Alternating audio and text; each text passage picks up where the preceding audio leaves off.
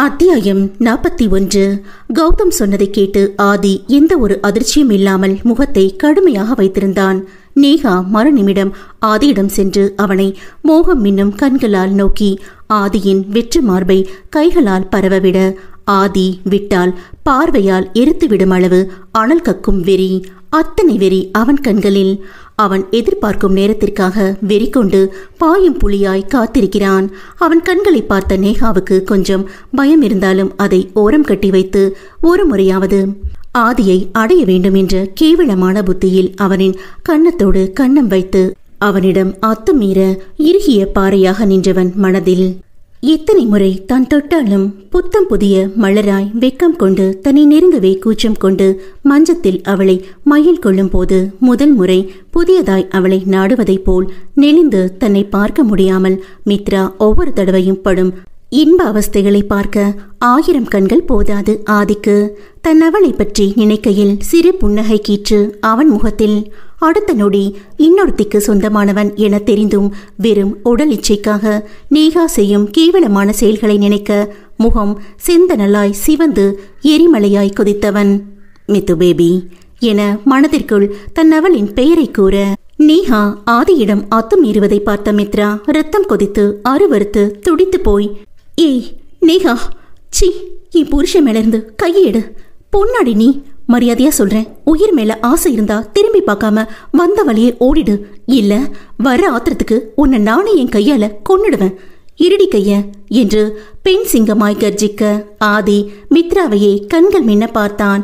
அவளுடன் வாழ்ந்த இத்தனை நாட்களில் முதன் முறையாக தன் அவளை இத்தனை சிவந்திருக்கும் கோப விழிகளோடு பார்க்கிறான். தான் எத்தனை அவளை துன்புறுத்தினாலும் ஒரு நாள் கூட மித்ரா அவளுக்காக கோபம் வந்ததே கிடையாது என்பதை விட ஆதி மேல் கோபப்பட தெரியவில்லை அவளால். தேவ் தன் மருமகளை ஆவென பார்க்க நேஹா மித்ராவின் கோபமான முகத்தை பார்த்து ஒரு நிமிடம் கை கால்கள் உதறல் எடுத்தாலும் அவள் கௌதம் கையில் சிக்கியிருக்கும் தைரியத்தில் மித்ராவை அலட்சிய பார்வை வீசி, யாரு நீ என்ன கொல்லுவியா என்று சிரிப்பதைப் போல் கேவலமாக சிரித்து, நீயே இன்னும் கொஞ்ச நேரத்துல சீரழிஞ்சு சாக போற, நீ என்ன கொல்லுவியா என கேலி பேசி ஆதியின் உதட்டில் முத்தம் வைக்க நேஹா திடீரென்று கண்கள் சொருகி கீழே விழுந்தாள். அங்கிருக்கும் அனைவரும் சற்று அதிர்ந்து போக, ஆனால் அது சில நொடிதான். உடலை அசைத்து தலையில் கை வைத்து தள்ளாடிக்கொண்டே எழுந்த நேஹா அருகில் இருந்த தூணை ஆதி என நினைத்து கட்டிக்கொண்டு நின்றாள். அதை கண்ட மித்ராவுக்கு குமட்டி கொண்டு வர தேவ் என்ன நடக்கிறது என புரியாமல் பார்த்தார். அதே நிலைதான் கௌதமிற்கும் ரோஹித்திற்கும். நேஹா மேல் கோபம் கொண்ட இருவரும் அவளை கத்தி திட்டி பார்த்தும் பலன் என்னவோ பூஜ்யம்தான். இவர்கள் அவளை கத்திக் கொண்டிருக்க ஆதி சத்தமாக சிரிக்க ஆரம்பித்தான். அனைவரும் அவனை புரியாமல் பார்க்க மித்ரா ஆதியை ஆள நோக்கி, நேஹா இப்போது பைத்தியமாக மாறி செய்வது தன் கணவனின் சித்து விளையாட்டு என புரிந்து கொண்டவளுக்கும் கூட லேசாக சிரிப்பு வந்துவிட்டது. ஆதியை பார்த்து, இதுக்கு காரணம் நீங்க தானா என்பது போல் தலையாட்டி கேட்க மித்ராவை பார்த்து கண்ணடித்து ஆம் என்பது போல் ஸ்டைலாக தலையாட்ட ஆதி செய்ததில் மித்ரா சொக்கித்தான் போனான். ஆதியை இங்கிருந்தே தன் கையால் கன்னம் வலித்து மொத்தத்தை காற்றில் பறக்கவிட பதிலுக்கு அவனும் காற்றில் மொத்தத்தை பறக்கவிட அதில் மித்ரா வெக்கம் கொண்டு விரலை வாயில் வைத்து தலை குனிந்து கொண்டாள். இவர்களை பார்த்து கொண்டிருந்தவர்களுக்கு தான் பைத்தியம் பிடிக்காத குறை. ரோஹித் தலையை பீத்து கொண்டவன், இதுங்க என்ன கிடைக்கிற கேப்ல எல்லாம் ரொமான்ஸ் பண்ணிட்டு சுத்திட்டு இருக்குதுங்க என நினைத்தவன் இதற்கு மேல் விடக்கூடாது என்று எண்ணிக்கொண்டான். மகன் மருமகளின் புரிதலை கண்டு தேவுக்கு மனதிற்குள் சந்தோஷ பெருமூச்சு விட அவரின் மனம் மீண்டும் பாரமாகி போனது. அவரின் மனைவி அமிர்தாவின் நினைப்பு வந்துவிட்டது. கடவுளே, எங்களுக்கு வந்த நிலைமை என் பையனுக்கு வராம நீதான் எப்படியாவது காப்பாத்தணும். அவர் மானசீகமாக கடவுளை வேண்டிக் கொண்டார். நேஹா ஆதிக்கு முத்தம் கொடுக்க போகும்போது ஆதி தன் வாய்க்குள் அடக்கி வைத்திருந்த போதை வஸ்துவை அவன் வாயில் இடம் மாற்றிவிட அதன் விளைவே நேஹா அந்த பாவப்பட்ட தூணை ஒரு வழியாக்கிவிட்டாள். இதுக்கு மேல் பொறுக்க முடியாத கௌதம் மித்ராவை இன்னும் இறுக்கமாக பிடித்துக்கொண்டு துப்பாக்கியை அவள் தலையில் வைத்து, டே ஆதி, நேஹாவை நீதான் ஏதோ பண்ணிருப்பேன்னு எனக்கு நல்லாவே தெரியும். மரியாதையா சொல்றேன், என் ஆளுக கொடுக்கிற டாக்குமெண்ட்ல நீயும் அப்பனும் கையெழுத்து போடணும், இல்ல உன் ஆசை பொண்டாட்டிய நானே கொன்னுடுவேன் என வெறி பிடித்தவன் போல் கத்த ஆதி எதுக்கும் அசராமல், கொல்லணும்னா கொல்லுடா, என அசால்ட்டாய் சொல்ல கௌதம் மற்றும் ரோஹித் இருவரும் ஒருவருக்கொருவர் பார்த்து கொள்ள மித்ரா பயத்தை வெளிக்காட்டிக் கொள்ளாமல் எப்படியும் ஆதி தன்னை காப்பாத்தி விடுவான் என்ற நம்பிக்கையில் இருந்தாள். தேவ் பதறி, ஆதி என்னப்பா சொல்ற, அவன் உன் பொண்டாட்டி என்றவரை ஆதி கண்டு கொள்ளாமல், டே கிழட்டு நாயே, என் அம்மா அப்பா கஷ்டப்பட்டு சம்பாரிச்ச சொத்தை என்ன இதுக்குடா உன் பேர்ல எழுதி கொடுக்கணும். அப்படியே உனக்கு நான் அந்த சொத்தை எழுதி கொடுத்தாலும் அதை அனுபவிக்க நீ உயிரோடு இருக்க மாட்டியே. உன் டைம் முடிய இன்னும் 10 நிமிஷம், மிஞ்சி போனா 15 நிமிஷம்னு வச்சுக்கோயேன் என நக்கல் தோணியில் முழிந்தவனை கண்டு கோபம் தலைக்கேற, டேய் நீ எனக்கு டைம் குறிக்கிறியா? பொடி பையனு பாவம் பார்த்து விட்டது தப்பா போச்சு. அதான் இந்த அளவு வந்திருக்க. இனிமே உன் பொண்டாட்டி படுற வேதனையில நீ கையெழுத்து தானா போட வைப்பேன் என்று கூறிக்கொண்டே மித்ராவை இருவரும் சுற்றி வளைக்க, மித்ரா ஆதியை பார்க்க அவன் கல்லாக கயிற்றில் கட்டிய வண்ணம் நின்றிருந்தான். இந்த விடயத்தில் மித்ரா சற்று பயந்து போய் பின்னால் நகர்ந்து செல்ல தேவ்தான் ஒவ்வொரு நிமிடமும் துடித்துக் கொண்டிருந்தார். இங்க பாருங்க, இது தப்பு. ச்சே, நீங்க பண்ற பாவத்துக்கெல்லாம் என்ன பண்ணாலும் விமோச்சனமே கிடைக்காது என்றவளை இருவரும் எல்லலாக பார்த்து சிரித்து, பாவ விமோச்சனம் பார்த்தா எங்களை மாதிரி ஆளுங்க எல்லாம் எப்படி தங்க உயிர் வாழ்றது? முதல்ல அதெல்லாம் எங்களை மாதிரி ஆளுக்கு தேவையும் இல்லை.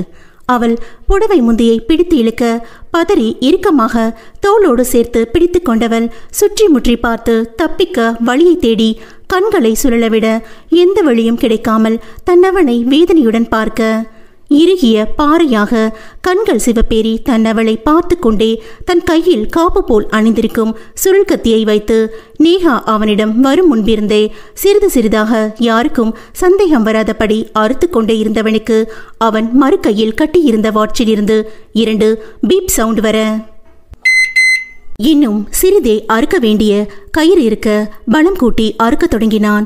மித்ராவின் புடவையை முழுதாக உருவியிருந்தது அந்த 2 அரக்கனும். தேவ், டேய் பரதேசி நாய்களா, அவளை விடுங்கடா என்று திமிரிக் கொண்டு வர 4 தடியர்கள் அவரை இறுக்கமாக பிடித்து கொண்டனர். அவள் துடித்து போய் கண்ணீர் பெருக்கெடுக்க விட சொல்லி கெஞ்சி தன் 2 கைகளையும் கொண்டு மறைத்து கொண்டவளை சுற்றியிருக்கும் அடியாட்கள் அவளை நெருங்க எத்தனிக்க திமிரி துள்ளி, சி விடுடா பொடுக்கினாயே என அவனை பலார் என ஒரு அறை விட்டு ஓட பார்த்தவளை கௌதம் வெறியோடு அவள் கையை பிடித்து இழுக்க கதறி அழக்கூட திராணியற்று தன்னை பாதுகாத்து கொள்ள ஓட முயன்றவளை ரோஹித் ஒரு கையால் அவள் காலை பிடித்து இழுக்க பலமின்றி கீழே விழுந்தாள். இதையெல்லாம் பார்த்து கொண்டு கட்டை அறுத்து கொண்டிருந்த ஆதிக்கு அவனை அறியாமல் கண்களில் கண்ணீர் வராமல் இல்லை.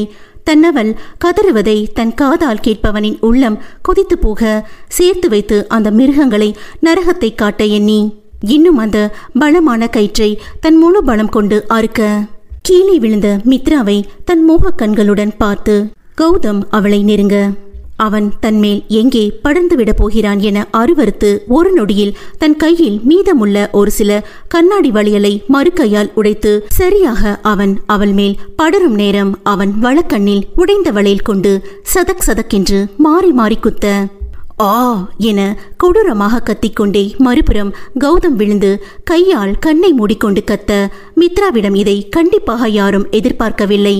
ஆதியும்தான் தன் மனைவியின் புது அவதாரத்தை பார்த்து மெய்சிலிர்த்து போனான்.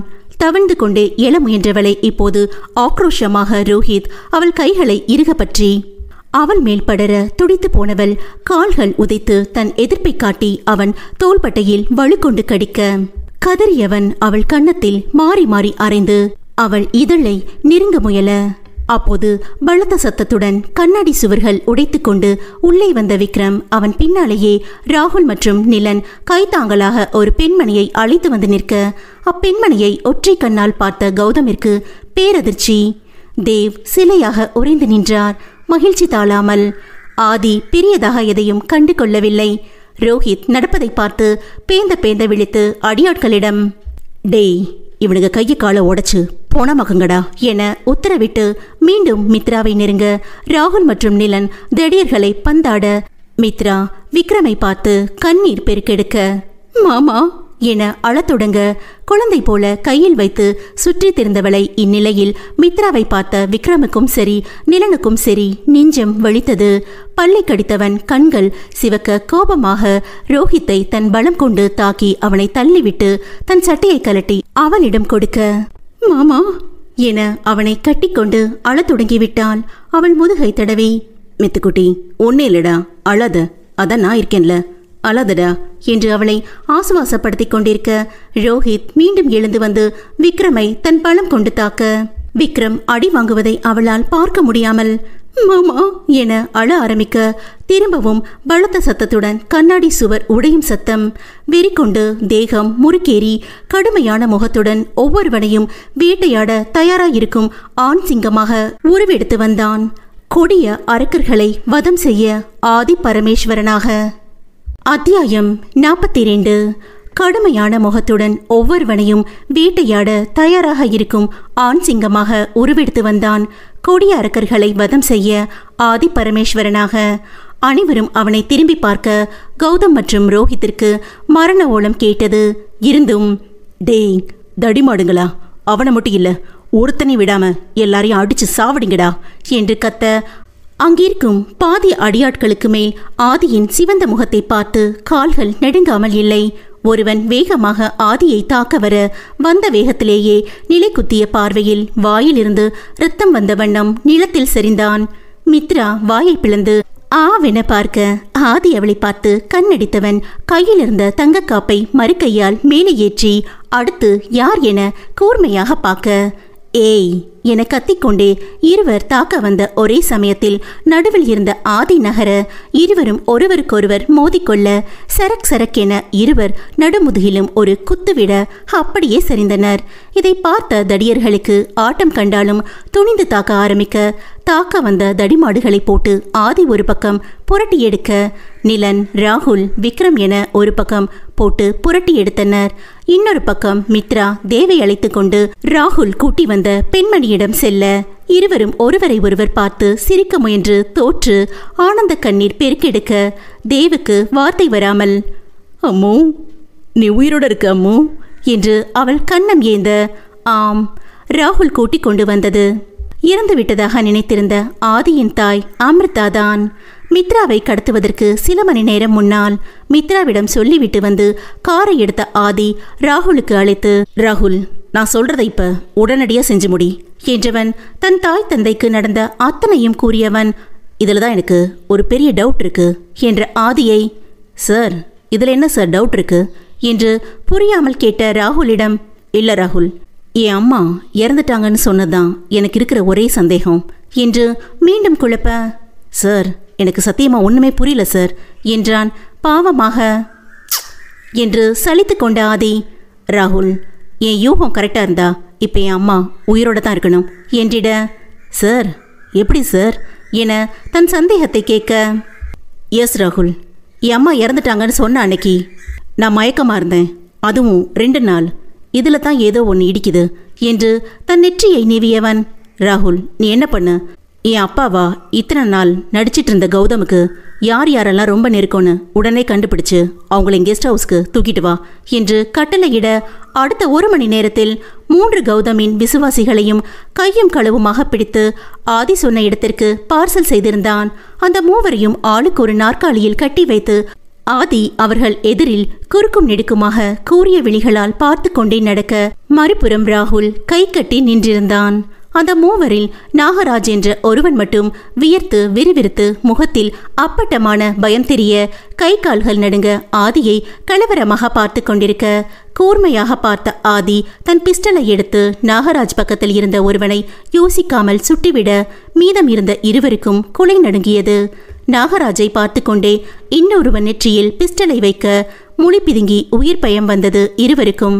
சார் சார் விட்டுருங்க சார், நாங்கள் எங்களுக்கு தெரிஞ்ச உண்மை எல்லாத்தையும் சொல்லிடுறோம் என்று கெஞ்ச, மெதுவாக அவன் தலையில் இருந்து பிஸ்டலை எடுத்தவன் அவர்கள் எதிரில் தோரணையாக அமர்ந்து விழியகலாது இருவரையும் கத்தி பார்வை பார்க்க, அந்த பார்வையின் அர்த்தமே சொன்னது ஒன்று விடாமல் சொல்ல வேண்டும் என்று.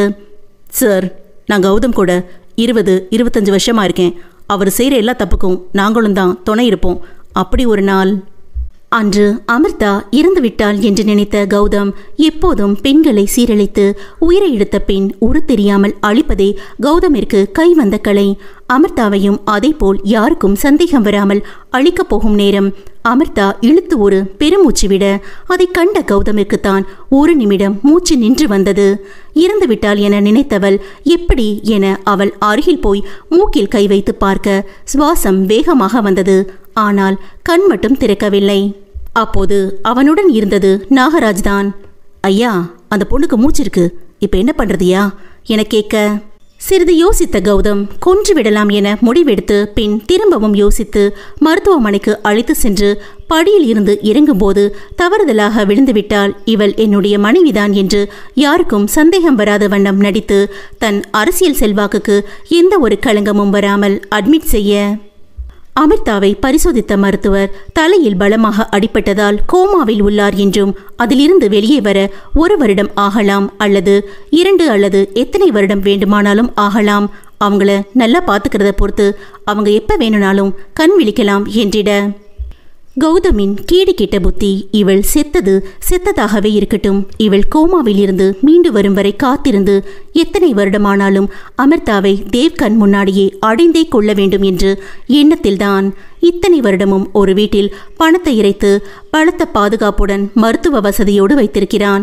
ஆனால் அமிர்தாவுக்கு நினைவு வந்து 6 மாதங்களுக்கு மேல் ஆகியும் அவர்களின் திட்டத்தை தெரிந்து கொண்டவள் ராகுல் வந்து அழைத்து செல்லும் வரை கோமாவில் இருப்பதை போல் கடினப்பட்டு நடித்தாள். இப்போதும் கௌதம் அமிர்தாவை வைத்திருக்கும் இடத்தில் பலத்த பாதுகாப்புடன் இருப்பதையும் தேவ் இருக்கும் இடத்தையும் மேலும் இதற்கெல்லாம் ரோஹித் மற்றும் நேஹா துணை நிற்பதையும் நாகராஜ் சொல்லி முடித்த அடுத்த நொடி இரக்கமே இல்லாமல் இருவரையும் சுட்டுக் கொன்றான் ஆதி.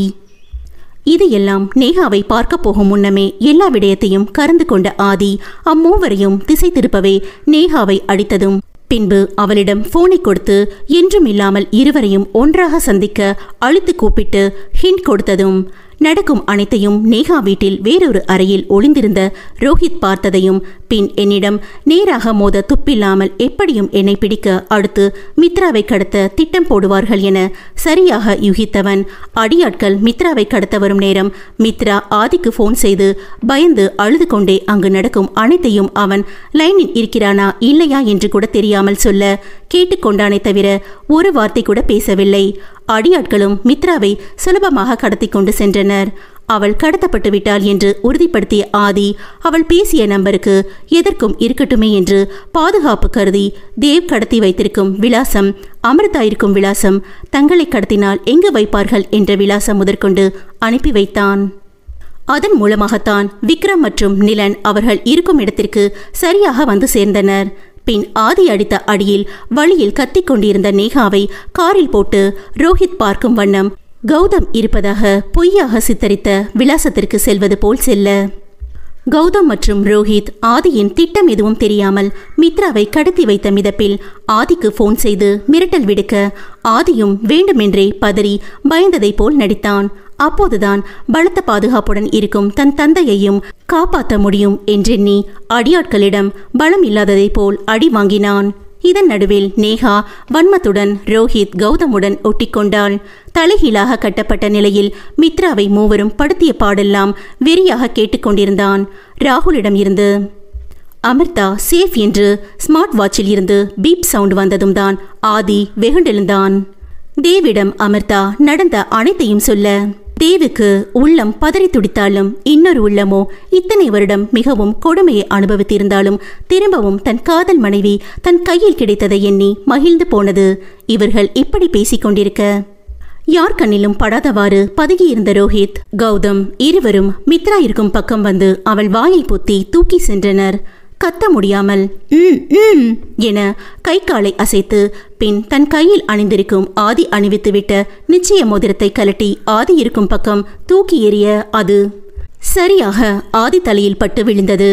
கையில் இருந்தவனை அடித்து சாய்த்து கீழே பார்க்க மோதிரத்தை எடுத்து பார்த்த ஆதி தவிப்புடன் மித்ராவை சுற்றி முற்றி கண்களால் தேட அவளை தூக்கி செல்வதை கண்டு கொண்டவன் கையில் கிடைத்த கட்டையை எடுத்து சுழற்றி ரோஹித் மற்றும் கௌதம் காலில் குறி வைத்து எறிய இருவரும் மித்ராவுடன் கீழே விழப்போக சரியாக அதை பார்த்த நிலன் மித்ராவை பிடித்துக் கொண்டான். இருவரும் தலையில் பெருத்த சத்தத்துடன் விழ அடியாட்கள் நால்வரையும் சேர்த்து ஒரு வழியாக்கிவிட்டு அவர்கள் உடலில் கால் உயிர் மட்டுமே விட்டு வைத்து ரோஹித், கௌதமை ஆளுக்கொருவராய் விக்ரம் மற்றும் ராகுல் பிடித்திருந்தனர்.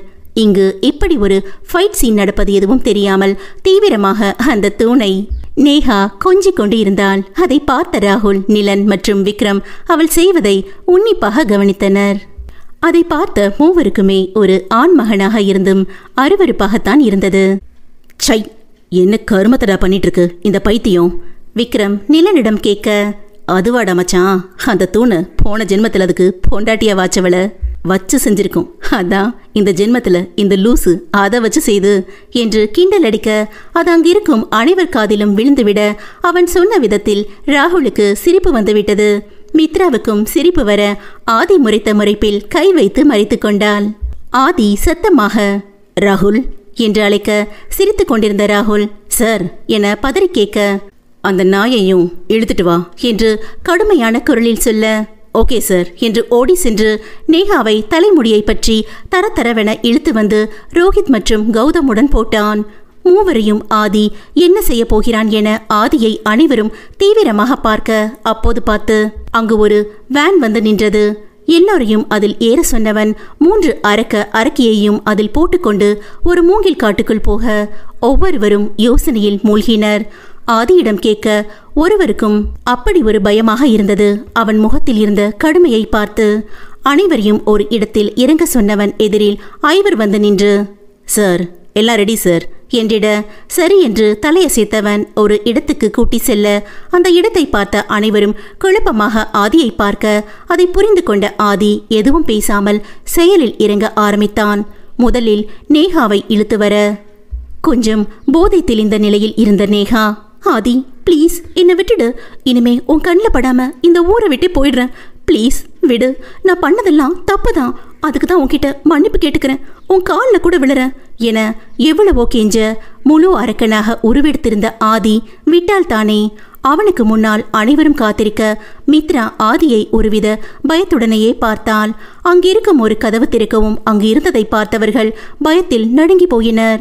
வாயில் எச்சில் ஒழுக நாக்கை தொங்க போட்டுக்கொண்டு அகோர பசியில் 3 காட்டு ஓநாய்கள் கூண்டுக்குள் வாக்கிங் செல்வதை பார்த்த நேஹா நடுங்கி போய் பயந்து, ஆதி ப்ளீஸ், இனிமே நான் தப்பு பண்ண மாட்டேன் ஆதி, என்னை விட்டுடு என்று மீண்டும் மீண்டும் சொன்னதையே சொல்ல அவளை பார்த்து குரூரமாக சிரித்தவன் அவள் கண்ணம் தட்டி, நேஹா பேபி உன் டைம் க்ளோஸ், போதும், நீ எல்லாம் உயிர் வாழ்ந்து என்ன பண்ண போற? பெண் இனத்துக்கே அவமான சின்னமாக இருக்கிற நீ இந்த பூமிக்கு பாரமாக இருக்கிறத விட பாவம் பசியில் இருக்கிற இதுங்களுக்காகவாது ஒரு நல்லதை செஞ்சுட்டு ஜாலியாக செத்துப்போ என ஒருவனிடம் கண்ணை காட்ட அவன் நேஹாவை இழுத்து கொண்டு ஒரு சிறிய கதவை திறந்து விட்டவன் உள்ளே தள்ளிவிட்டான். ஓநாய்களிடம் மாட்டிக்கொண்டு அவள் கத்தி அழுது கிஞ்சி துடிப்பதோடு அவள் சத்தம் அடங்கி போனது மட்டுமல்ல, ஓநாய்களுக்கு இரையாகியும் போனாள். இதை பார்த்தவர்களுக்கு சத்த நாடியும் அடங்கி போனது. மித்ரா தன் கணவனின் புது அவதாரத்தில் நடுநடுங்கி போனாள் என்றால் தேவ் அமிர்தாவிற்கும் அதே நிலைதான். அடுத்து ஆதி ரோஹித்திடம் தலையை திருப்ப நேஹாவை பார்த்தே நடுங்கி போயிருந்தவன் ஆதி தன்னை பார்ப்பதை பார்த்து ஈரக்கொலை நடுங்க ஆதியிடம் கிஞ்ச ஆரம்பித்தான்.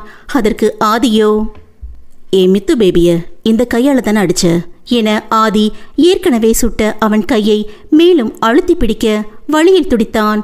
பின் அவன் கையை விட்டவன், நேஹாவை விட இன்னும் சுவாரஸ்யமா உனக்கு நான் ரெடி பண்ணியிருக்கேன், அதனால இப்போ உன்னை விடுறேன் என்று கர்ஜித்தவன் இன்னொரு கதவை திறக்க அங்கு உள்ளதை அனைவரும் குழப்பமாக பார்க்க ரோஹித்தை இழுத்து கொண்டு போனவன் அவனின் கீழாடையை மட்டும் நீக்கிவிட்டு கைகளை பின்னால் கட்டி குதிரை போன்ற தோற்றத்தில் மரத்தால் அமைக்கப்பட்டு அதில் கூர்மையான கத்திகளை நிற்க வைத்து அதன் மேல் ரோஹித்தை கத்த கத்த உள்ளாடையின்றி அமர வைத்து 2 கால்களிலும் 70 அல்லது 80 கிலோ வரையிலான ஒரு பெரிய கனமான இரும்பு குண்டை கட்டிவிட உறுப்புகள் கிழிந்து அறுக்க நரக வேதனையை அனுபவித்து கத்தி கதறியவன், ஆதி என்னை உடனே கொன்னுடு, என்னால முடியல என நரக வேதனையில் பேச முடியாமல் பேச சத்தமாக சிரித்த ஆதி, ஓவாயாலேயே கொன்னுடுன்னு சொன்ன பாத்தியா, அதுதான்டா எனக்கு வேணும் என்றவன், இது போலதாண்டா நீ சீரழிச்ச பொண்ணுங்களும் கெஞ்சு துடிச்சு செத்து போயிருப்பாங்க, சாவடா என கண்கள் சிவப்பேறி விரியோடு சொல்ல, சிறிது சிறிதாக கீழிருந்து அவன் உடலை கூர்க்கத்திகள் அறுக்க முழுதாக 5 மணி நேரம் சித்திரவதையை அனுபவித்து செத்துப்போனான் ரோஹித். இல்லை, ரோஹித் என்னும் பெயரில் வாழ்ந்த அரக்கன். ஆதியை பார்க்க ராகுல், நிலன், விக்ரம், மித்ரா, தேவ், அமிர்தா என அனைவருக்குமே இப்போது அவன்தான் அரக்கனாக தெரிந்தான். அதைவிட மோசமாக கௌதம் அடுத்து தாம் தான் என்று உறுதியாகிவிட இப்பொழுதே சுலபமாக செத்துவிட மாட்டோமா என முகம் வெளிரி பயத்தில் சிறுநீர் கழித்த வண்ணம் இருந்தான். அத்தியாயம் 43.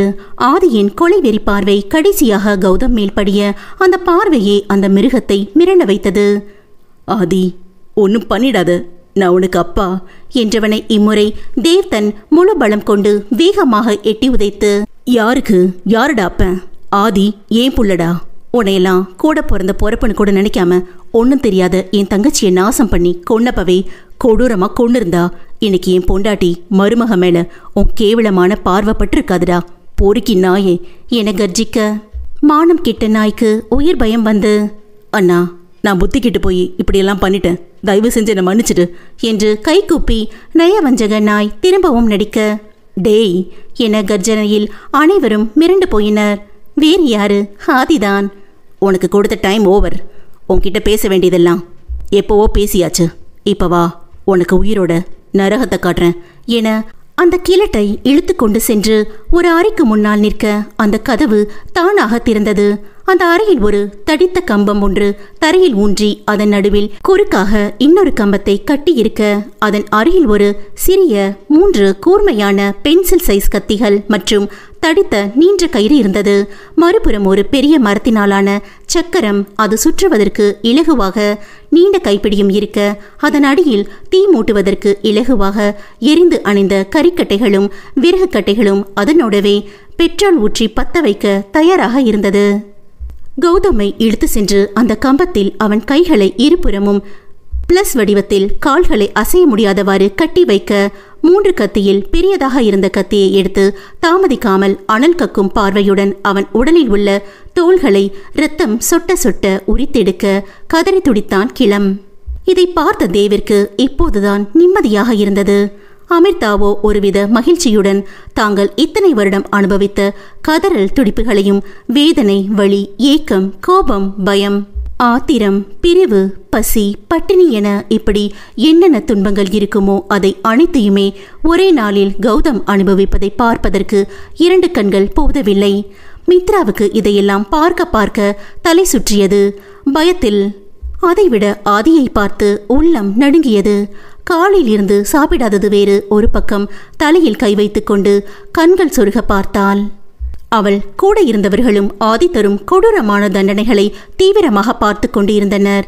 கௌதமின் வயிறு, மார்பு, இடுப்பு, தோல் பகுதி, கைகள், கால்கள், தொடை, முதுகு, முகத்தில் உள்ள கன்னங்கள், கடைசியாக அவனின் ஆணுறுப்பையும் என நிறுத்தி நிதானமாக அவன் தோள்களை வெட்டி எடுக்க பாதி உயிர் போய்விட்டது. இப்போது பார்க்கவே ரணக்கொடூரமாக மிகவும் அருவருப்பாக இருந்தவனை பார்த்த மித்ரா மயங்கி சரிந்தாள். கௌதமின் கதறல் சத்தத்தில் யாருக்கும் அவள் விழுந்த சத்தம் கூட கேட்காமல் போனது. பின் ஆதி இருவரிடமும் கண்ணை காட்ட அதன் அர்த்தம் புரிந்தவர்கள் கௌதம் கட்டை அகற்றி மறுபுறம் இருந்த சக்கரத்தில் மல்லாக்க போட்டு கை கால்களை கட்டிவிட்டு அதன் அடியில் தீ மூட்டி தக தகவென எரியவும் ஒருவன் வந்து அந்த சக்கரத்தை சுற்ற ஆரம்பிக்க, தோலுரித்த நிலையில் காயங்கள் எரிந்து நெருப்பில் உடல் வெந்து கதறி துடித்து ஆட்டு மாமிசத்தை பார்பிக் என்ற பெயரில் தீயில் சுடுவதைப் போல் அவனை சுட்டு கத்தக்கூட நாதியற்று உயிரோடு நரகத்தை பார்த்துவிட்டு செத்துப்போனான் கௌதம்.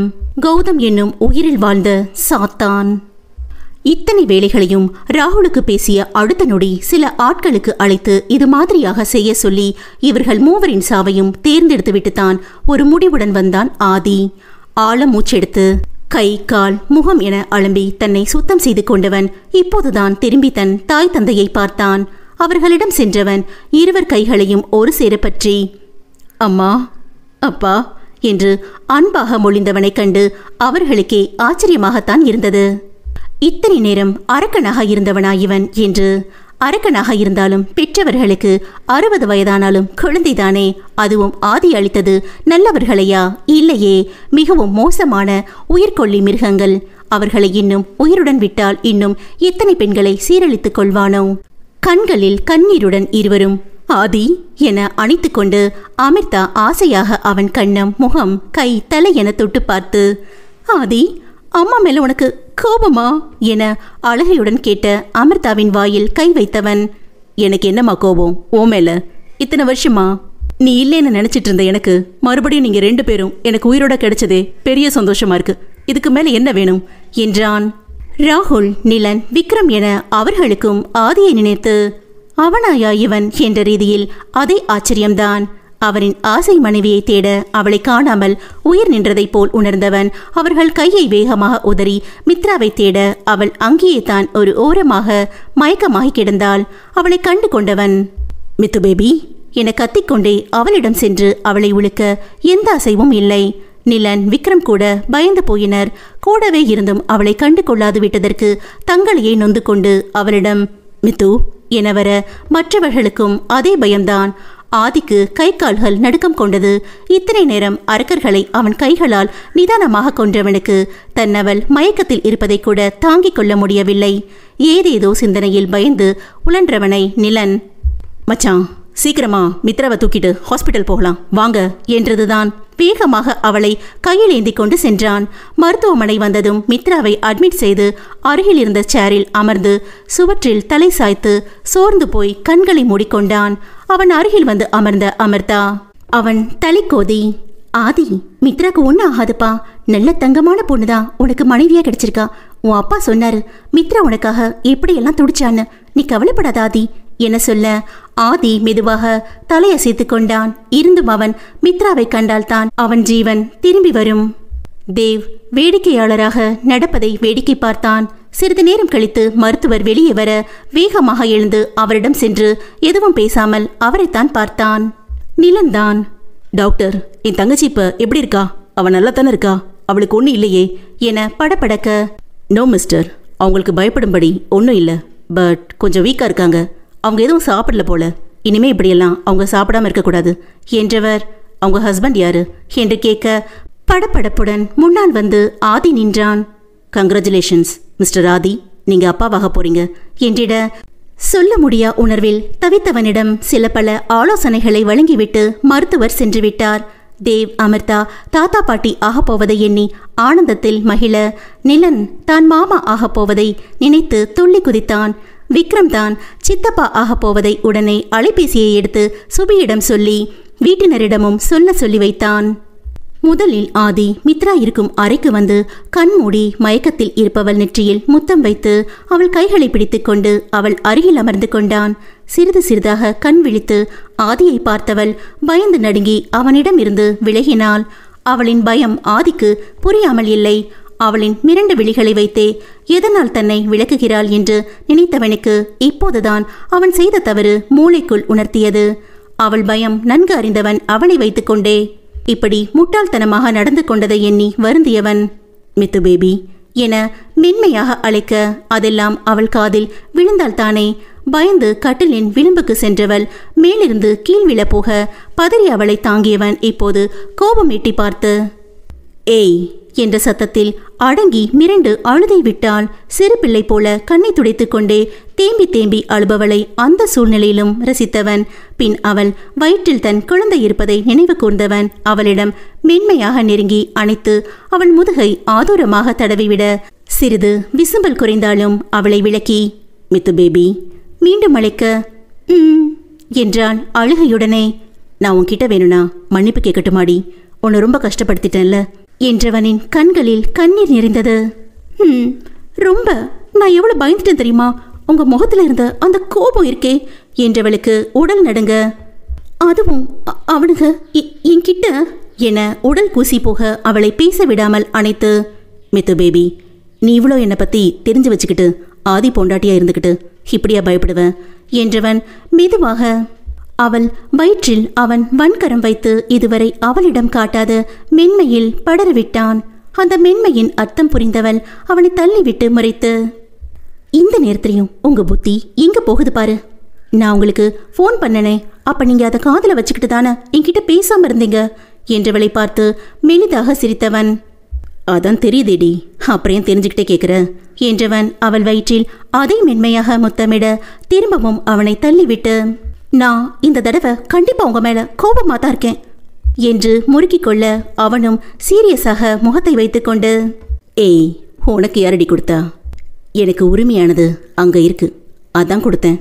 இனிமேலும் கொடுப்பேண்டி, உன்னால முடிஞ்சதை பார்த்துக்கோ என்று மீண்டும் மீண்டும் முத்தம் கொடுத்து கொண்டே இருக்க அவன் ஸ்பரிசத்தில் அவள் சிறுபிள்ளைத்தனமான கோபம் எல்லாம் பறந்து போக அவன் முடியை கொத்தாக பிடித்து தூக்க, ஏய் ராட்சசி, வலிக்குதுடி என்று அவளிடம் இருந்து விடுபட்டு அவள் முகத்தை பார்த்து, என்னடி பண்ண? எவ்வளவு தைரியம் உனக்கு இந்த ஆதி மேல கை வைக்க என அவளை முறைக்க, நீங்க மட்டும் என்னவா என்று பேசத் தொடங்க பிறகுதான் அவனிடம் என்ன சொல்ல வந்தோம் என்றவளுக்கு முகம் அந்திவானமாய் சிவந்து போனது. மித்ரா என்ன கேட்க வந்தாள் என்று கூட புரிந்து கொள்ளாதவனா அவள் கல்வன். போதும் அவளை சீண்டியது என நினைத்தவன் அவள் கையை மெதுவாக எடுத்து அவள் வயிற்றில் வைக்க கண்களை உருட்டி புரியாமல் பார்த்தவளை கண்டு சிரித்தவன். ஏய், இன்னுமாடி புரியல உனக்கு? உன் வயிற்றுக்குள்ள என் குட்டி மித்து பேபி இருக்காடி. அவ உன்னை விட மென்மையானவ, ரொம்பவே சாஃப்ட். அதான் அழுத்தி முத்தம் கொடுத்தா என் குட்டி மித்துக்கு வலிக்கும்ல என்றவனை விழி நீரோடு பார்த்து, நிஜமாகவா என்பது போல் வயிற்றில் கை வைத்து தலையாட்டி கேட்க நிஜம் என்று சொல்லி புரிய வைக்காமல் அவள் உதட்டை நெருங்கி செயலினால் விளக்கினான். அத்தியாயம் 44. மித்ராவை வீட்டுக்கு அழைத்து வந்தான் ஆதி. அதுவும் அவளை ஒரு நொடி கூட அவள் கால்கள் தரையில் படாமல் கங்காரு குட்டி போல் கையில் வைத்து கொண்டே இருந்தான். அமிர்தா எவ்வளவோ சொல்லி பார்த்தும், மா உள்ளேயே குட்டி மித்து இருக்கா, என் மித்து பேபி நடந்தா என் குட்டிக்கு தான் வலிக்கும் என அவனாக ஒரு காரணம் சொல்ல மித்ரா தலையில் அடித்து கொண்டாள். அமிர்தா விடாமல், ஏண்டா நடந்தா வயிற்றுக்குள்ள இருக்கிற குழந்தைக்கு வலிக்கும்னா அப்ப மாசமா இருக்கிற யாருமே நடக்க முடியாதுடா என்று சலித்து கொள்ள மித்ரா முந்திக்கொண்டு, அப்படி சொல்லுங்க அத்தை, இவர்கிட்ட நான் சொல்லி சொல்லி அழுத்து போயிட்டேன் என சொல்ல ஆதி மித்ராவை முறைத்த முறைப்பில் கப்சிப் என வாயை மூடிக்கொண்டாள். இதை பார்த்து கொண்டிருந்த அமிர்தாவிற்கு அத்தனை மகிழ்ச்சி. சரி இருங்க, நான் போய் ஆரத்தி கரைச்சி எடுத்துட்டு வரேன் என்று உள்ளே செல்ல அங்கு மித்ராவின் பெற்றோர் கவலையாக அமர்ந்திருந்தனர். அவர்களை பார்த்து அமிர்தா இவர்கள் யாராக இருக்கும் என யோசித்து இருவரையும் நெருங்கி இருக்க அமிர்தாவை நிமிர்ந்து பார்த்தவர்கள் அமிர்தாவை யோசனையோடு பார்க்க பின் மூவரும் ஒருவருக்கொருவர் அறிமுகப்படுத்திக் கொண்டனர். பிறகு இருவர் பக்கமும் நடந்தவற்றை அனைத்தையும் சொல்லி தங்களின் மனக்குறையை தீர்த்து கொண்டு இருந்ததில் அமிர்தா வெளியே நிற்க வைத்து விட்டு வந்த வயிற்றில் இருக்கும் குழந்தையையும் சேர்த்து 3 ஜீவன்களை மறந்தே போனாள். தேவ், நிலன், விக்ரம் என மூவரும் அப்போதுதான் வீடு வந்தனர். இவர்களை வெளியே நிற்பதை பார்த்த மூவரும் குழப்பமாக அருகே வந்து என்னவென்று கேட்க ஆதி அமிர்தா எதுக்காக உள்ளே சென்றாள் என்பதை சொல்ல, தேவ், சரி இருப்பா ஆதி, நான் போய் என்னன்னு பார்த்துட்டு வரேன் என உள்ளே சென்ற தேவும் வெளியே வராமல் போக ஆதிக்கு பொறுமை காற்றில் பறந்து கொண்டு இருந்தது. அதை புரிந்து கொண்ட மித்ரா எங்கே ஆதி தன் மாமனார் மாமியாரிடம் கோபமாக நடந்து கொள்ள போகிறான் என பயந்து போனவள் அவளின் ஒரு கையை அவன் கழுத்தை சுற்றி போட்டு அவன் கன்னம் தடவி உதடு குவித்து காற்றில் முத்தத்தை பறக்கவிட ஆதி மட்டும் என்ன மனைவியின் மன ஓட்டம் அறியாதவனா? இருந்தும் அவள் தொடுகை அவனுள் ரசாயன மாற்றம் செய்ய கண்கள் மோகத்தில் பளபளத்தது. இவர்களை பார்த்த விக்ரம் நிலனிடம் கஞ்சாடை காட்ட இருவரும் மென்னகை கொண்டு வீட்டின் உள்ளே சென்று பார்க்க நால்வரும் சேர்ந்து ஒன்றாக பேசி சிரித்து மகிழ்ந்து கொண்டிருந்தனர். இதை பார்த்த இருவரும் வேகமாக சென்று, வெளியே என் தங்கச்சியை நிற்க வச்சுட்டு இங்கே நீங்க வந்து நல்ல கதை சொல்லி சிரிச்சிட்டு இருக்கீங்க என நிலன் சொல்ல அப்போதுதான் அமிர்தாவிற்கு ஆதி மித்ரா வெளியே நிற்பது ஞாபகம் வர இருவரும் ஒருவரை ஒருவர் பார்த்து சிரித்து கொண்டே ஓடினர். மித்ராவின் பெற்றோரிடமும் நிலன் மித்ரா கர்ப்பம் பற்றி சொல்ல அவர்களுக்கும் மகிழ்ச்சியில் கை கால்கள் ஓடவில்லை. அமிர்தா வேகமாக வந்து ஆதி மித்ராவிற்கு ஆரத்தி எடுத்து உள்ளே அனுப்பி வைத்து தானும் வர அங்கு மித்ரா அவள் தாய் தந்தையை பார்த்ததும் ஆதி கையிலிருந்து அவர்களிடம் செல்ல துள்ளினாள். 1000 உறவு ஆதிக்கு இப்போது கிடைத்திருந்தாலும் அவன் மித்ராவை மட்டும் யாருக்காகவும் விட்டு கொடுக்க தயாராக இல்லை. அவன் தனிமையில் தவித்த போது தலை கோத வந்த தேவதை பெண் அவள். அவனுக்கு கிடைத்த பொக்கிஷம். நாளை அவர்களுக்காக அவன் உயிரில் இருந்து ஜனித்த சொந்த குழந்தையானாலும் அவளை உறவு கொண்டாட அவன் விடப்போவதில்லை. மித்ராவை அவன் மட்டுமே கையில் வைத்து தாங்க நினைக்கிறான். அப்படி இருக்கும்போது மித்ரா அவள் தாய் தந்தையை பார்த்து அவள் முகத்தில் வந்த பிரகாசத்தை அவனால் பொறுத்து கொள்ள முடியவில்லை. சண்டை நடக்கையில் ரோஹித் அவளிடம் தவறாக நடத்தும் போது விக்ரமை பார்த்ததும் மித்ரா ஓடி சென்று கட்டிக்கொண்டதை ஆதிக்கு கோபம் கண்ணை மறைத்தது. இருந்தும் நிதர்சனம் புரிந்து கொண்டவன் அவளின் மிரண்டு கதறிய கதறல்கள் அவன் காதில் ரீங்காரமிட தன்னைத்தானே நொந்து கொண்டான். இருந்தும் விக்ரமை ஆதி பார்க்கும்போது எல்லாம் முறைத்து கொண்டுதான் திரிகிறான். அதை விக்ரம் பார்த்தாலும் கண்டம் காணாததுமாய் கடந்து சென்று விடுவான். இப்போது மித்ரா அம்மா என சொல்லி அவன் கையில் இருந்து இறங்க முயல அவன் பிடி இறுகியதே தவிர இழகவில்லை. திரும்பி ஆதி முகத்தை மித்ரா பார்க்க அவன் முகத்தில் இறுக்கம் கூடி இருந்ததைக் கண்டு மித்ராவிற்கு தான் சங்கடமாகி போனது. அவள் முகம் சுருங்கி வாடி போவதை பார்த்தவனுக்கும் கஷ்டமாகி அவள் காதில் மெதுவாக, உனக்கு 5 நிமிஷம்தான் டைம், சீக்கிரம் என்னென்ன பேச முடியுமோ பேசிட்டு வாடி என்று அவளை இறக்கிவிட்டு இருக்கையில் அமர்ந்து கொண்டான். மித்ராதான் ஏ என விழித்தாள். ஆமா, இதுக்கு பேசாமலே இருந்திருக்கலாம் என சலித்து கொண்டாலும் அவன் கொடுத்த நேரத்தை அவள் வீணாக்க விரும்பவில்லை. அவள் அம்மா அப்பாவிடம் சென்று, எப்படி இருக்கீங்கப்பா, வீட்டுல எல்லாரும் நல்லா இருக்காங்களா, சுபி நிலாவையும் கூட்டிட்டு வந்திருக்கலாம்ல, ஏன் விட்டுட்டு வந்தீங்க என அவர்களுக்கு பேச வாய்ப்பளிக்காமல் அவளே பேச, கொஞ்சம் நிறுத்து மித்துக்குட்டி, நீயே பேசிட்டு இருந்தா நான் என்ன பண்ண, எல்லாரும் நல்லா இருக்காங்கடா, உன்னை எல்லாரும் கேட்டதா சொன்னாங்க என அவள் தலையை வாஞ்சையாக தடவி விட்டு, எப்படிமா இருக்க, நல்லா இருக்கியா, அப்புறம் நீ ஒத்த ஆள் இல்லை, இனிமேதான் கவனமா இருக்கணும், புரியுதா என கேட்க, புரியுதுப்பா என தலையாட்டினாள். லக்ஷ்மிக்கு தான் இப்போது தாங்கள் வந்தது நடக்காமல் போனது வருத்தமாக இருந்தது. இருந்தும் மகள் கருவுற்று இருப்பது மகிழ்ச்சியை தர ஆடி மாதம்தான் காரணம் சொல்லியாவது தன் மகளை அவர்கள் வீட்டுக்கு கூட்டி வந்து வைத்துக்கொள்ள ஆசை கொண்டு வந்தவர் இப்போது அவள் கருவுற்று இருப்பதால் கூட்டி போக முடியாதே. அதுதான், ஆமாடி, நாங்க இங்க வந்ததே ஆடி பிறக்க போறதால உன்னை அங்க நம்ம வீட்டுக்கு ஆடி வரிசை வச்சு கூட்டிட்டு போகலாம் தான் என்று சொல்ல, வாட் என கத்தி அதிர்ந்து எழுந்தான் ஆதி. அனைவரும் அவனை ஒருவித பயத்தோடு எதிர்நோக்க மித்ரா ஒரு படி மேலே சென்று கால்கள் உதறியது. ஆதிக்கு கோபம் வந்தால் துப்பாக்கி எடுத்து சுட்டுவிடும் ரகம் அல்லவா, அதுதான். என் பொண்டாட்டியனா எங்கேயும் அனுப்ப மாட்டேன் காட்டமாக சொன்னவன் திரும்பவும் அவளை எங்கேயாவது கூட்டிட்டு போகணும்னு எண்ணத்துல எங்கே யாராவது வந்தீங்க, நான் இப்ப பேசுற மாதிரி பொறுமையாலாம் பேசிட்டு இருக்க மாட்டேன் என்றவன் அங்கு ஒரு நிமிடம் கூட நிற்காமல் மித்ராவையும் கையோடு தூக்கி கொண்டு அவர்கள் அறை நோக்கி சென்றான். கீழே அனைவர் முகமும் வாடி போனது. அமர்தா, சமந்தி, நீங்க எதுவும் தப்பா எடுத்துக்காதீங்க, அதான் நான் சொன்னேன், ஆதி ஏன் இப்படி மாறி போயிட்டான்னு. ஆதிக்கு இவ்வளோ கோபம் வர அவன் சின்ன வயசுலயே அனுபவிச்ச வலி வேதனை தான் காரணம். நீங்க மித்ராவை பத்தி கவலைப்படாதீங்க சமந்தி, நானும் என் கணவரும் பட்ட துன்பத்திலிருந்து விடுதலை கொடுத்து திரும்பவும் எங்களை எங்க பிள்ளைகிட்ட கொண்டு வந்து சேர்த்து வச்ச தெய்வம் அவ. இத்தனை நாள் பெத்த பிள்ளையை பார்க்க முடியாம தவிச்சிட்டு இருந்த எங்களுக்கு ஆதியையும் சேர்த்து இப்ப மருமகளா எங்களுக்கு ஒரு மகளும் கிடைச்சிருக்கா. அதை விட சந்தோஷம் பேரை குழந்தை வரப்போகுது. இப்படி எங்களுக்கு கிடைச்ச தங்கத்தை நாங்க எப்படி பாத்துக்கணும், எங்க பொண்ணு மித்ராவை நான் கண்டுக்குள்ள வச்சு பாத்துக்குவேன் என்றிட மித்ராவின் பெற்றோருக்கு உள்ளம் குளிர்ந்து போனது. சரிங்க சமந்தி, அப்ப நாங்க கிளம்புறோம். அப்புறம் அடுத்த மாசம் எங்க பசங்களுக்கு கல்யாணம் முடிவு பண்ணியிருக்கோம். அதுக்காகவாவது மாப்பிள்ளை கிட்ட பேசி எப்படியாவது நீங்க எல்லாரும் குடும்பத்தோட முன்னாடியே வந்து பசங்களை வாழ்த்திட்டு வரணும் என்று ஜெயநாதன் சொல்ல, தேவ், அதுக்கு என்ன சம்மதி, எப்படியாவது ஆதி மனசை மாத்தி கூட்டிட்டு வர வேண்டியது எங்க பொறுப்பு, நீங்க கவலைப்படாம இருங்க என்று சொல்ல, ஆதியை நினைத்து கவலையாக இருந்தாலும் அவனின் பெற்றோரின் உண்மையான அன்பில் கரைந்து போயினர். நிச்சயம் இனி இவர்கள் மித்ராவை நல்லபடியாக பார்த்து கொள்வார்கள் என்று ஒருவித மனநிறைவோடு அவர்களின் வீடு நோக்கி புறப்பட்டனர். மேலே அவர்களின் அறைக்கு மித்ராவை தூக்கி வந்த ஆதி அவளை படுக்கையில் அமர வைத்து அவளின் அருகில் ஒட்டி அமர்ந்து அவள் முகத்தை பார்க்க கண்ணீர் வர தயாராக இருக்கும் அவள் விழிகளை கண்டவனுக்கு கோபம்தான் வந்தது. அதேபடி தான் இருக்கும்போது மற்றவர்களை நினைத்து அவள் அழலாம் என்றுதான். ஏய், இப்ப எதுக்கடி அழுது என்ன சாவடிக்கிற என பல்லை கடிக்க, ஏன் எனக்கு அழக்கூட உரிமை இல்லையா? நீங்க மட்டும் உங்க அம்மா அப்பா பொண்டாட்டி பிள்ளைகளோட இருக்க ஆசைப்படுவீங்க. அதுவே என் அம்மா அப்பா நினைச்சா இப்படித்தான் அவங்கள அவமானப்படுத்தி எடுத்தறிஞ்சு பேசிட்டு வருவீங்களா என ஆற்றாமையில் கேட்டுவிட கோபம் தலைக்கேறியது ஆதிக்கு. ஏய் என பல்லை கடித்து அவளை அடிக்க கை ஓங்க அவள் பயத்தில் கைகளை கொண்டு முகத்தை மறைத்து அழுதி விட்டான். ஆதியின் கை மித்ராவை அடிக்காமல் அந்தரத்தில் நின்றது.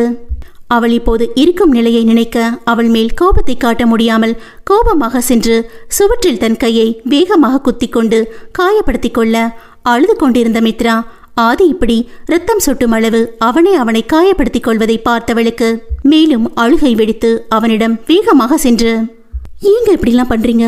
இப்போ உங்களுக்கு என்ன? நான் எங்கேயும் போகக்கூடாது, யாரை பத்தியும் நினைக்கக்கூடாது, உங்களை மட்டுமே நினைச்சிட்டு இருக்கணும், உங்க கூட மட்டும்தான் இருக்கணும், அவ்வளோதானே? சரி, இனி நீங்க எப்படி இருக்க சொல்றீங்களோ நான் அப்படியே இருக்கேன். எனக்கு அத்தை. ஏய், ஏண்டி இப்படி கத்துற? உள்ள என் குழந்தை இருக்குடி, என் குட்டிக்கு ஏதாவது ஆகிட போகுது என்று இவனும் கொஞ்சம் பொறுமையாக கத்தி சொல்ல, அவனை ஒரு பார்வை பார்த்தவள் எதுவும் பேசாமல் வேகமாக நடந்து சென்று படுக்கையில் விழுந்தாள். ஏய், ஏண்டி என்னை போட்டு படுத்துற? எதுக்கு இப்படி வேகமா நடக்கிற என்று கேட்க அவனை திரும்பி கூட பார்க்காமல் உடல் அசதியில் படுத்தும் உறங்கி போனாள். ஆதி அவளை திட்டிக் கொண்டே இருந்தவன் அவளின் சீரான மூச்சுக்காற்று சத்தம் அந்த அறையை நிரப்பியிருக்க, ரொம்ப பண்றடி நீ என்று அவளை கட்டி அணைத்து உறங்கி போனான். மறுநாள் காலை அழகான விடியல் தர கண் விழித்த மித்ரா பார்த்தது அவளை கட்டிக்கொண்டு குழந்தை போல் தூங்கும் ஆதியைத்தான். நேற்று இரவு நடந்தது அவளுக்கு ஞாபகம் வர அவன் கையை வேகமாக அவளிடம் இருந்து எடுத்துவிட்டு குளியலறைக்குள் எழுந்து சென்றாள். இதுவே மற்ற நேரமாக இருந்திருந்தால் அவளின் சின்ன அசைவிலேயே முழித்திருப்பான் ஆதி. நேற்று அந்த கயவர்களிடம் சண்டை போட்டதில் உடல் சோர்வாக இருக்க மித்ரா எழுந்தது கூட தெரியாமல் நன்றாக அசந்து உறங்கிக் கொண்டிருக்கிறான். குளித்து முடித்து வந்த மித்ரா இன்னும் துயில் கொண்டிருந்த கணவனை பார்த்தவள் அவனிடம் சென்று அவன் காயம்பட்ட இடங்களில் கை கொண்டு வருடியவள், எங்கே அவன் குளிக்கும்போது தண்ணீர் பட்டு காயம்பட்ட இடங்கள் எரியுமோ என நினைத்து அவனுக்கு மெதுவாக காயங்களில் மருந்து போட்டுவிட அவனுக்கு அது வலித்தது போலும். உறக்கத்தில் முகம் சுரங்கியவனைக் கண்டு இன்னும் மென்மையாக மருந்திட்டு சமையலறை நோக்கி சென்றாள். விறுவிறுவென சமையல் வேலையை ஆரம்பித்து நால்வருக்குமாய் ருசியாக சமைத்து முடித்து மேஜையில் அடுக்கி மூவருக்கு மட்டும் காஃபி கலந்து பிளாஸ்கில் ஊற்றி வைத்தவள் ஆதிக்கு ஆப்பிள் ஜூஸ் போட்டு எடுத்துக்கொண்டு அறைக்கு சென்று பார்க்க இன்னும் தூங்கிக் கொண்டுதான் இருந்தான். அவனை எழுப்ப மனம் வராமல் திரும்பவும் கீழே வரவும் அங்கு அமர்த்தா இருப்பதைக் கண்டு, அத்தை, ஏன் அதுக்குள்ள எழுந்துட்டீங்க? இன்னும் கொஞ்ச நேரம் தூங்கி ரெஸ்ட் எடுக்கலாம்ல என்று கேட்டுக்கொண்டே மித்ரா வர, அட வாமா மித்ரா, இத்தனை வருஷம் நிம்மதி இல்லாத ஆழ்ந்த தூக்கத்தில் இருந்த எனக்கு இப்ப மனசு ரொம்ப சந்தோஷத்துல இருக்கிறதுனால அவ்வளவா தூக்கம் வரலடா. ஆமா, இவ்வளோ காலையில எழுந்து வைத்த பிள்ளைக்காரி நீ ஏமா இவ்வளோ வேலையும் தனியா செஞ்சிட்டு இருக்க என்று கேட்க, இதுல என்னத்த இருக்கு? எனக்கு இதெல்லாம் ஒரு பெரிய வேலையே இல்லை, நீங்க வருத்தப்படாதீங்க. ஆமா, காஃபி ஃப்ளாஸ்கில் வச்சுட்டு போனேனே, நீங்க குடிச்சிங்களா என்று கேட்க, இல்லைம்மா, நான் இப்போதான் வந்தேன் என்றிட, சரி இருங்க நான் எடுத்துட்டு வரேன் என எழ போனவளை, அட மித்ரா இருமா, இந்த சின்ன வேலையை கூட நான் செய்ய மாட்டேனா என்று சொல்லி அமிர்தாவே காஃபியை கப்பில் ஊற்ற தேவ் அப்போதுதான் வந்தார். மித்ரா புன்னகையுடன், வாங்க மாமா, வந்து உட்காந்து காஃபி குடிங்க என்று அழைக்க, என்னம்மா காலையிலேயே மாமியாரும் மருமகளும் கூட்டு சேர்ந்துட்டீங்க போல என்று கிண்டல் அடிக்க, அமிர்தா, அப்ப என் மருமக கூட நான் சண்டை பிடிக்க நினைக்கிற போலையே என்று நக்கலாக கேட்க, அம்மா தாயே, இந்த ஆட்டத்துக்கு நான் வரலம்மா.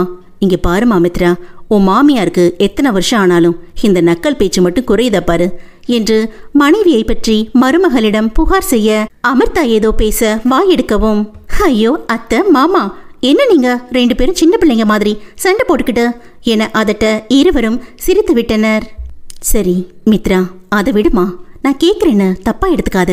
ஆதி உன்கிட்ட இப்படித்தான் கோபமா நடந்துக்குவானா என மித்ராவின் அம்மா ஆதி ஆரம்பத்திலிருந்து நடந்து கொண்டதை சொன்னதை வைத்து அந்த கவலையில் தான் கேட்டாள். மெல்லமாய் சிரித்தவள், அத்தை, அவர் என்கிட்ட கோபமா நடந்துக்கலேனா தான் எனக்கு வருத்தமா இருக்கும் அத்தை. அவர்கிட்ட எனக்கு பிடிச்ச விஷயமே அவர் கோபம்தான்.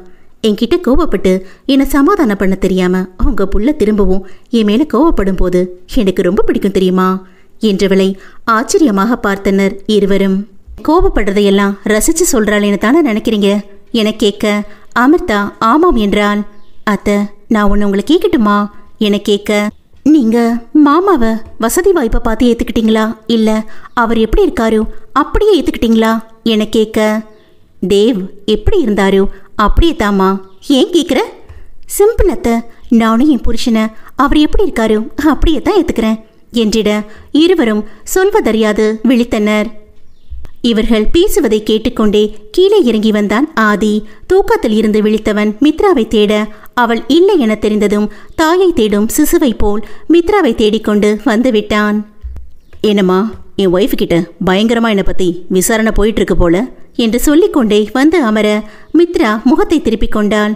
அதை பார்த்த ஆதிக்கு லேசாய் அவளை நினைத்து புன்னகை வர அதை அடக்கியவன், என் காயத்துக்கெல்லாம் மருந்து போட்டு வந்து இப்போ ஒன்றும் தெரியாத மாதிரி முகத்தைய திருப்புற, இருடி, இப்போ நீயே தானா என்கிட்ட வருவ பாரு என்று நினைத்து கொண்டிருக்க, தேவ் அது ஒன்றும் பெருசா இல்லாதி, சும்மா தான் என சமாளிக்க, அப்படியா என நம்பாத பார்வை பார்த்தவன், அப்பா சொல்லு ஆதி, அடுத்த மாதம் நாம் எல்லாரும் ஒரு ரிலேட்டிவ் வீட்டு கல்யாணத்துக்கு போகிறோம் என்றவனை மூக்கு சிவக்க மித்ரா முறைத்து பார்த்து, ஆமா பெரிய ரிலேட்டிவ் கல்யாணம், என் அண்ணா தங்கச்சிங்க கல்யாணத்துக்கு இவர் வரமாட்டாராம், என்னையும் அனுப்ப மாட்டாராம், இவர் மட்டும் அவங்க சொந்தக்காரங்க வீட்டு விசேஷத்துக்கு போகலாமா?